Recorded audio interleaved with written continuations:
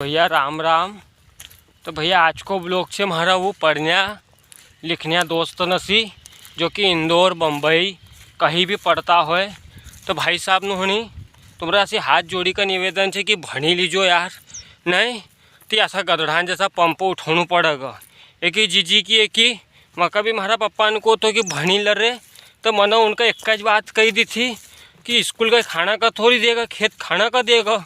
तो हाँ खेत न में भिड़ी को तो हमारा पप्पा ने हमारा ऊपर ला दी दिए पप्पा पंप। अब छाटी रो की जीजी की ना रोटी को ठिकानो ना पानी को ठिकानो। एक ऐसे हमारा भाई नोहनी भणी लीजो, नहीं तो हमने तो हमारी ज़िंदगी बर्बाद कर ही ली। तब मत करो हमारा भाई नोहनी।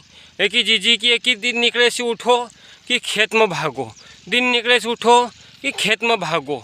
तुम अच्छा से हमारा भाई नोहनी कि तुम्हारा पिताजी ने तुमको इंदौर बम्बई भेज दिया पढ़ने का, तो भणी लीजो, नहीं तो तुमको गधा चराना पड़ेगा ना। आम तो गधा भी नहीं मिलता, तुमको हिमालयन न करना पड़ेगा। एक ऐसी भणी लीजो। राम राम।